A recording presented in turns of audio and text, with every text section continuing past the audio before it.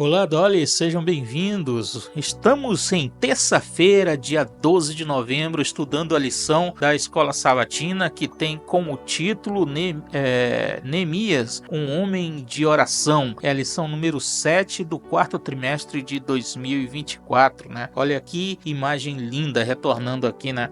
Neemias orando em cima do muro e aquelas setinhas ali indicando que o muro está sendo reconstruído enquanto a missão dele está sendo cumprida, né? Então, nessa semana em específico, estamos observando ali a preparação de Neemias para a sua saída.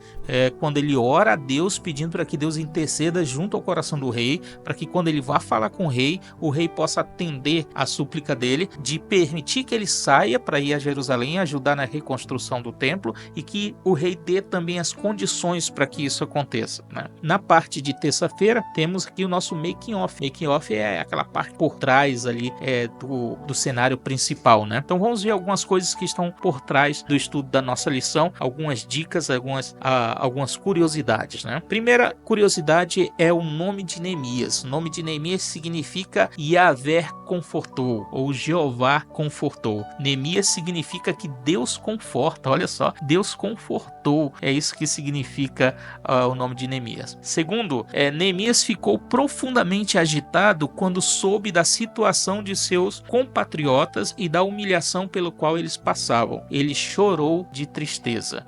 Isso mostra a grande compaixão que Neemias teve por aqueles que estavam em uma situação muito difícil, mesmo que não estivessem junto deles. Mesmo que Neemias tivesse uma condição boa, ainda assim ele olhava para aqueles que tinham uma condição menor que ele, passavam por dificuldades, e Neemias se compadeceu desse povo, né? Próximo aqui. O resgate divino mencionado na oração de Neemias se referia ao livramento do Egito e também ao cativeiro da Babilônia. Então, quando Neemias ora a Deus, missionando o resgate, né, de Deus, ele está pensando nesse momento tanto no resgate do Egito quanto no resgate da Babilônia, porque são dois momentos de cativeiro, né? Para Moisés foi levantado para trazer o povo de volta ou levá-lo a Canaã, e no outro, no Babilônia, Esdras já havia sido chamado para esse processo e agora Neemias também estava sendo convocado. Próximo assunto aqui, a situação era crítica e Neemias sabia que a vergonha de Jerusalém só poderia ser removida por meio de uma intervenção do rei. Ele estava convencido de que teria que ir a Jerusalém a fim de mudar a situação em que seus irmãos se encontravam. Então essa era uma convicção muito forte que Neemias tinha, que ele precisava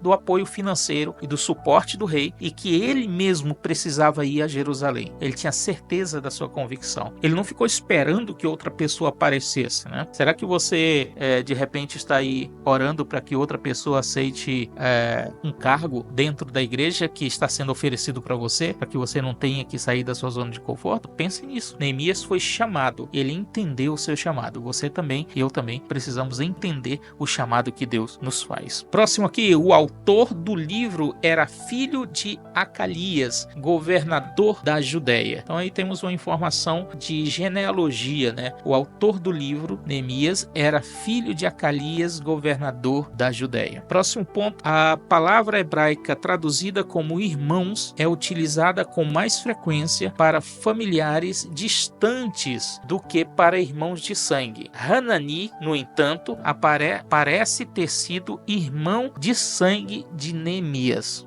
Um dado aí, uma curiosidade, né, sobre esse personagem chamado Hanani. E por último, Neemias é um dos muitos exemplos de judeus exilados que alcançaram posição de influência e trabalharam pelos interesses de seu povo. Homens e mulheres, né, na história da Bíblia, que apesar de estarem exilados, estarem em uma terra que não era sua terra, ainda assim eles procuraram trabalhar pelo interesse do povo de Deus.